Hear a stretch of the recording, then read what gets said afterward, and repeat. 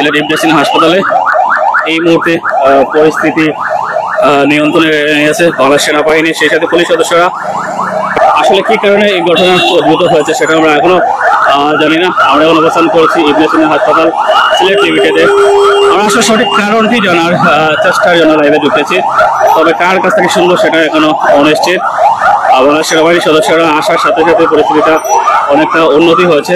আপনারা একটু অপেক্ষা করেন, আমরা জানাচ্ছি আসলে কি হয়েছে। মূলত চতুর্দিকে সঠিক চিকিৎসা ব্যবস্থা ফিরে আসছে। চিকিৎসা অঙ্গনে মানুষের যে হয়রানি সেটা বন্ধ হোক।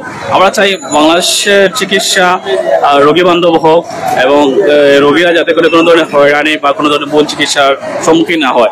অর্থাৎ আপনারা জানেন চিকিৎসা খাতে বাংলাদেশের মোট জনসংখ্যার বেশিরভাগই আসলে আয়ের মোট অংশ। অর্থাৎ আমরা যদি বলে থাকি মোটামুটি 50% আসলে অনেক ফ্যামিলি এরকম 70-80% আসলে আয়ের অংশটা আসলে চিকিৎসা খাতে বের করে। যারা আসলে দীর্ঘদিন ধরে প্যারালাইজ বা বিভিন্ন রোগী আসলে ভুগে থাকে, তাদের স্ট্রোকে রোগী থাকেন, তাদের আসলে অবস্থা আসলে ভয়ঙ্কর অবস্থা। ডায়াবেটিক সহ যে সকল বাইরে আসলে বিভিন্ন ভাই বোনের আসলে বিভিন্ন জটিল রোগী আছে, তাদের ক্ষেত্রে এইসব জটিল সৃষ্টি হয়।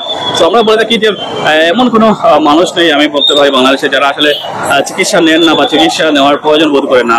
সো এই যে চিকিৎসা খাত, আমাদের বাংলাদেশের চিকিৎসা খাতের অবস্থা আপনারা সবাই জানেন। নতুন করে খোলাসা করে বলার আসলে আমি আর কিছু মনে করছি না। আপনাদের সবার প্রতি অনুরোধ রইল, যারা আমাদের লাইভটি দেখছেন তারা সবাই আসলে বাংলাদেশের চিকিৎসা ব্যবস্থা কোথায় এগিয়ে যেতে চান এবং চিকিৎসা ব্যবস্থার উন্নয়নে বাংলাদেশ সরকার কি কি করতে পারে এবং বলতে হয়। আমরা কালকে একটা নিউজে দেখছিলাম বাংলাদেশের স্বাস্থ্য উপদেষ্টা উনি আসলে চিকিৎসার জন্য আসলে সিঙ্গাপুরে গেছেন। এই বাংলাদেশের চিকিৎসা ব্যবস্থার জন্য এই অবস্থা হয়ে থাকে, বাংলাদেশের কেন আসলে একজন স্বাস্থ্য উপদেষ্টা কেন সিঙ্গাপুরে চিকিৎসার জন্য যাবেন, যেখানে সাধারণ মানুষের আসলে একটা সরকারি হসপিটালে চিকিৎসা নেওয়ার পর্যাপ্ত পরিমাণ আসলে সামর্থ্য থাকে না, সেখানে কেন উপদেষ্টা হয়ে ওইখানে কিনে সিঙ্গাপুরে যাবেন। আমরা আসলে প্রশ্ন আসতে চাই ইবনে সিনা সব হাসপাতালে যারা দায়িত্বে আছেন, আপনারা কি ধরনের সেবা দিয়ে থাকেন যার কারণে মানুষজন আসলে দেশের বাইরে হাসপাতালে চিকিৎসা নিয়ে থাকে। আমরা যেন একটি কথা সামনে আনি, অর্থাৎ বাংলাদেশ জামাতে ইসলামের আমির ডক্টর শফিকুর রহমান, উনি আসলে ওনার যখন বাইপাস সার্জারি হয় উনি ঢাকার আমরা জানেন ইউনাইটেড হাসপাতালে উনি কিন্তু চিকিৎসা নিয়েছেন। উনি একটা কথা বলেছিলেন যাতে করে বাংলাদেশের চিকিৎসার ওপর মানুষের বিশ্বাস আস্থা ফিরে আসে, সেই জন্যই আসলে তিনি এই চিকিৎসা দেশে করেছেন। কিন্তু দেখা গেল বাংলাদেশের স্বাস্থ্য উপদেষ্টা উনি আসলে বাহিরে চলে গেলেন চিকিৎসার জন্য। আসলে ওনার কি রূপ হয়েছে সেটা আমরা এই মুহূর্তে অবগত নয়। তো যেটা বলতে চাই আসলে চিকিৎসা খাতে ভুক্তভোগী সবাই, আমি আপনি সবাই, আমরা সবাই আসলে ভুল চিকিৎসার সম্মুখীন হই কোনো না কোনোভাবে, ডাক্তার কর্তৃক হোক হাসপাতাল কর্তৃক হোক বা কোনো, বিশেষ করে আমরা যেটা বলে থাকি যে সকল ঔষধ কোম্পানি আছে তারা আসলে রাঘব বোয়াল হয়ে গেছে।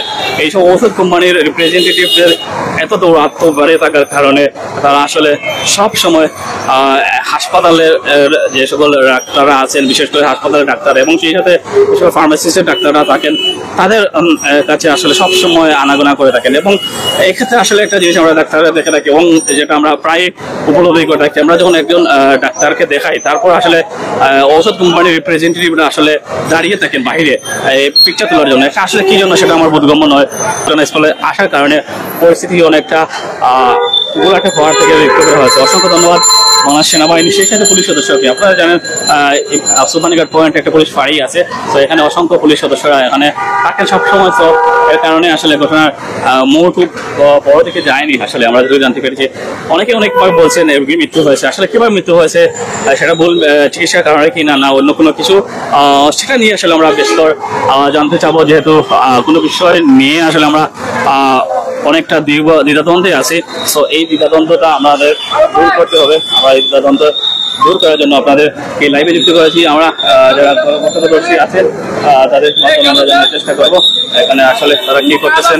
আপনাদের বাংলাদেশ সেনাবাহিনীর সদস্যরা আসলে সবাইকে সরিয়ে দিচ্ছেন, এখানে যারা উৎসুক জনতা আছেন তাদের সরিয়ে দিচ্ছেন, যেহেতু পরিস্থিতি আসলে সময়কে সময় আসলে গোলাটে হচ্ছে। এই গোলাটে অবস্থা থেকে যাতে করে আরেকটু গোলাটে না হয় সেই